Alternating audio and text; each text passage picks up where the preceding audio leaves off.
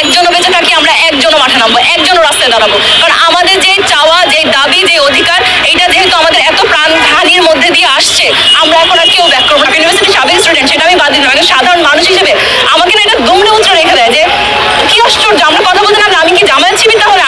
আমি তো কোনো রাজনৈতিক দল করি না, আমি বাম করি না, ডান করি না, আমি আওয়ামী লীগও করি না, বিএনপিও করি না, আমি কিছুই করি না। আমি একজন নর্মাল সাধারণ নাগরিক হিসেবে যদি এখানে দাঁড়াই, আমার কথার কোনো মানে এত বড় লাভাত্তা একটা ব্যাপার, একটা ভাব, যে অ্যাটিটিউড, যে আমাদের কথার কোনো দাম নাই, আমরা জাস্ট এমনি কিছু পোলাপান কথা বলতেছি, এগুলাকে সে জাস্ট রাত্রে রেক দিয়ে ধরে নিয়ে গিয়ে, অর্ধেক পোলাপান তো মাঠেই নাই, কারণ তাদেরকে তো তারা গ্রেফতার করে নিয়ে গেছে। কোথায় পোলাপান? আপনাদের স্কুল কলেজ খুলে দিয়ে বলেন আমাদেরকে লিস্ট ধরে পোলাপানকে ডেকে ডেকে আমাদেরকে রোল নাম্বার দিয়ে পোলাপান দেখবো, আমরা অর্ধেক নাই। আমরা চাই যে সবকিছু একটা সঠিক সমাধান হোক, জবাব দিতে চাই। আমরা মরতেও এখন ভয় পাই না, আমরা কিছু বলতেও ভয় পাই না।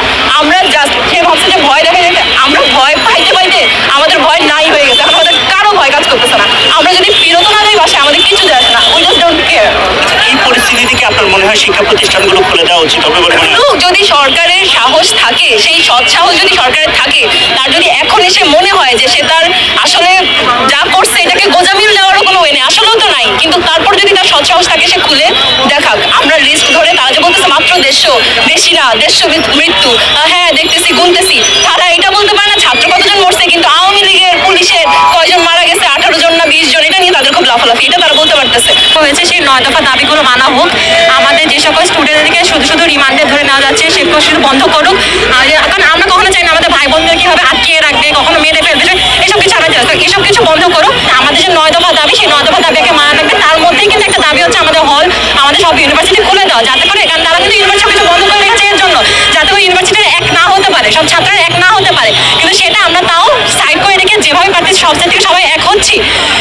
কিন্তু বর্তমানে আমাদের হল খুলে দেওয়া, ভার্সিটি খুলে দেওয়া, অবশ্যই আমাদের শিক্ষার অনেক ক্ষতি হয়ে যাচ্ছে, অনেক কিছু আগাতে পারতেছি না আমরা, কিন্তু আপাতত ওটা আমাদের দাবি না, ওটা আমরা জানতেও চাচ্ছি না। আমাদের আপাতত দাবি হচ্ছে আমাদের সকল ভাই বোনরা মারা যাচ্ছে, আহত হচ্ছে, নিহত হচ্ছে, যাদের বিনা কারণে রিমান্ডে নেওয়া হচ্ছে, ওদের সকলের জাস্টিস এবং তাদেরকে ছাড়া হবে। আর মনে হয় না কখনই আরো 1 বছরও যদি বন্ধ করে রাখে, কোনোভাবেই দমিয়ে রাখতে পারবে না যতক্ষণ না এই দাবিগুলো পূরণ হচ্ছে। এবং যাদেরকে শুধু শুধু রিমান্ডে নেওয়া হয়েছে, এগুলো আমরা চাই যে খুবই দ্রুত এটাকে যেন সবাইকে ছেড়ে দেওয়া, হ্যাঁ অবশ্যই ছেড়ে দেওয়া হয়, এবং যাদেরকে মারা হয়েছে তাদের জাস্টিস চাচ্ছি। 9 দফা দাবি এটাও আমরা যেন পূরণ হয়, এটাই চাচ্ছি। সরকার কিন্তু এখনো ছাত্রদের প্রতি নির্যাতন করতেছে। দেখেন, এখনো আন্দোলন করতে মাঠে নামতে দিচ্ছে না, গণগ্রেপ্তার করতেছে এবং পুলিশ নিরস্ত্র। দেখেন, একটা ছাত্রছাত্রীর হাতে কি লাঠি নেয়, অথচ পুলিশ মারমুখীভাবে তাদেরকে আক্রমণ করতেছে। এটা কি সরকার পারবে শক্তি দিয়ে সব কিছু করতে? যত এগুলা করবে সরকারের ভাবমূর্তি ততই নষ্ট হবে। তাই সরকারকে অবিলম্বে এই খালি হাতে অস্ত্র নাই, এদের আন্দোলন যে বিষয় নিয়ে করছে এগুলা প্রাধান্য দেওয়া দরকার।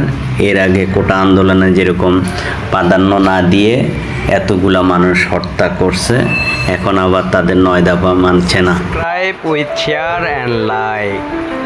Press the bell icon. Thank you.